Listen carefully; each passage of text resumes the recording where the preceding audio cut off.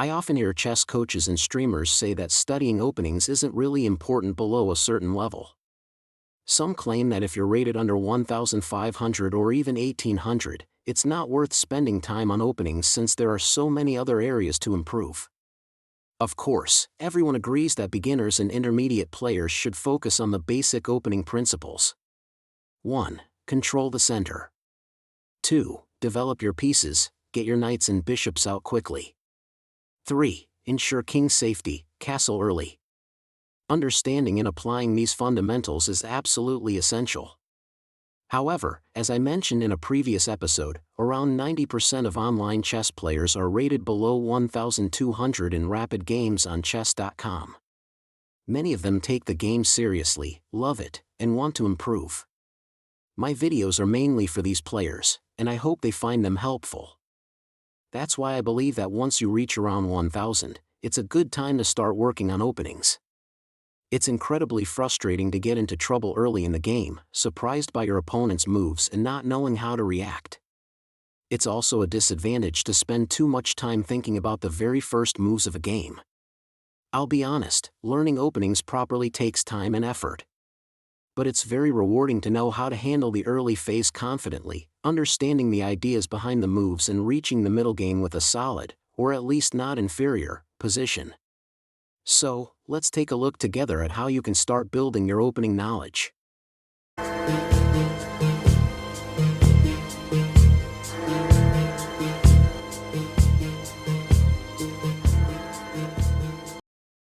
I will not give you advice on which opening you should choose. It depends on your playing style and on the kind of positions you like. Nowadays, we are fortunate to have many great videos on chess openings. There are masters explaining their thought process and showing you various lines. They contain very valuable information that can help you choose an opening. Play some games with it, and then decide if you want to invest more time in it. Once you have selected an opening, how can you learn it efficiently? Opening videos usually show only a few lines, but the reality is much more complex. So how to build an opening repertoire? Before we get started, I just want to let you know that over the next few minutes, I'll be using the terms opening lines and opening variations to mean the same thing. As input for your repertoire, there are numerous possibilities. As I mentioned, you can watch online videos. There are many lessons on openings on chess.com and on Lichess. There are also many other online chess platforms and chess software for openings training. I want to mention that there are also plenty of great books, but the reality is that today they are often replaced by online media. You can also study games from strong players, but these will be useful only once you have started mastering your opening. There are also online courses delivered by strong and well-known chess players. Which tools and resources are best for building a chess opening repertoire? There are a few good online platforms for storing and reviewing chess opening lines. Some are free, while others offer premium features. I will just mention the two main ones. 1. Chessable. Specializes in spaced repetition training for openings and other chess topics. It lets you build and import repertoires, then drill them. Good for memorization and move order practice. 2. Lichess Opening Explorer and Studies. Lichess is free. You can create private or public studies to store opening lines. You can add comments, variations, and PGNs. It includes the built-in Opening Explorer with statistics from master games and Lichess games. There are probably other online platforms and software which have the feature to store your opening repertoire. If you want something free and collaborative, Lichess studies are probably the most versatile. If you want drill-based memorization, Chessable is king. I selected Chessable. Here are the main reasons. It is a user-friendly interface. It specializes in spaced repetition training for openings and other chess topics. It lets you build and import repertoires, then drill them. Syncs across devices. Good for memorization and move order practice. Free and premium features. In Chessable, there are thousands of online courses including openings. So basically you have two options. The first option to select and use a course paid or free, inside the Chessable platform. However, this is not the option I recommend, and I prefer to build my own repertoire and use the private courses option. So why creating your own course? 1. Take ownership of all the variations. Select any inputs I mentioned earlier and build the variations. Review, compare with the computer, and decide which moves you prefer. 2. Control how many variations you want to learn. 3. Ability to import and export files in PGN format. 4. For a given variation you can annotate the key moves, draw lines and circles. 5. Manage the chapters for a set of variations. 6. Sort the variations the way you like. In Chessable, you are only allowed to study a maximum of 5 free courses at a time, including private courses created by you. For openings, I use a Chessable course variations as an input to build or validate my own variations. Here is the Chessable course structure. The level 1 is the course level, being a private or a course you got from Chessbase. Inside the course, the author can define chapters to store and sort the opening lines. This is level 2. And finally, the third level is where you have all the variations. So we reviewed the information available to learn openings and you've chosen a tool to build them. You will face 2 challenges. The first one is which lines to learn and put in your repertoire. Actually, it makes sense to study the lines that follow the most frequently played moves at your level or above. Here's how you can do that. Let's open the Lichess analysis board. You need to see the Lichess database. If not, click on the Opening Explorer button if it not visible. Now click on the Filter button. For time control, I recommend selecting only rapid and classical games. Bullet and blitz games tend to include too many unusual or overly aggressive moves. For average rating, keep in mind that Lichess and Chess.com rating systems are different. Lichess ratings are generally about 200 points higher than Chess.com ratings. I suggest selecting a range from your level up to about 500 points higher. For example, if your rating is 1000 for rapid on Chess.com, choose a range between 1200 and 2000, or even 2200. Then click All Set. Let's take an example. I want to learn the Caro-Kann defense. As you know, you can only play the Caro-Kann against e4. Based on the filters we selected, this move appears in roughly 65% of games, which means you'll also need to prepare a different opening against d4. After e4, in about 45% of the games, white continues with move 2 d4. Then for move 3, the position branches out. In about 45% of games, white continues by pushing the pawn on e5, leading to the advance variation.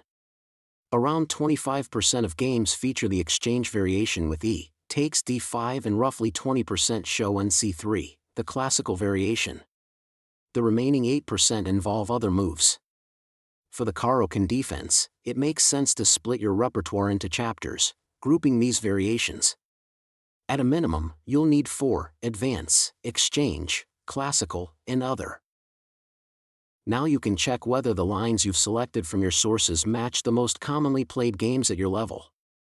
You will probably need some organization system to manage and sort your variations. Here is my way of organizing them, which may serve as an example. I use a spreadsheet to help me keep track of all the lines.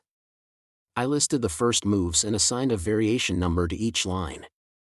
For instance, all variations starting with move 2 d4 begin with the number 1. If white plays e5 as move 3, then all the advance variations start with 11. If the fourth move is c3, the lines start with 111. If it's knight f3, they start with 112, and so on. On that sheet, I can also calculate the probability of certain lines occurring. I can also add comments or note the number of variations in each branch. I also created a separate sheet. In column C, I listed all the variations by chapter. In column D, I record how many games I've played with each variation. Column F is important. Each time I review a variation and have a question about a specific move, I write it here so I can review and analyze it later. Same for some other comments, as you can see on the screen. From columns G to L, I record my review results. If the review is successful, I enter 1 with a green color. The sum is shown in column E, which allows me to calculate the overall review result. The second challenge is the number of variations to learn. You can quickly be overwhelmed by the volume of lines, and struggle to have time to review them on a regular basis. Here are some advice based on my experience. Focus on lines covering at least 70 to 80% of games, ignore rare sidelines. Start narrow, then expand. Start by the main lines based on the most common replies at your level. Treat everything else as a secondary branch you'll explore only if it actually comes up in your games or when you consider the other main lines are well integrated. Limit the number of moves in your variation. Try to keep coherence between the different variation. Keep it simple. The computer analysis is a tool and it has to be used correctly. The engine's best move can lead to a position that is challenging for an intermediate player to play. If possible, go for a move that is coherent with your other variations and easier to understand. Keep in mind that openings often involve transpositions. It will help you to reduce the number of lines to learn. I applied these principles to my own study. For example, I bought opening courses from Chessable and Chessly. The Chessable courses alone included about 180 variations each, far too many for me, especially since they covered only a single defense when blacks play 1e4. Instead, I focused on retaining and learning about 50 key variations. Later, I may expand this number if I can review them consistently and with confidence. As an example, here is my opening repertoire for both white and black. My main opening with the white pieces already contains around 90 variations.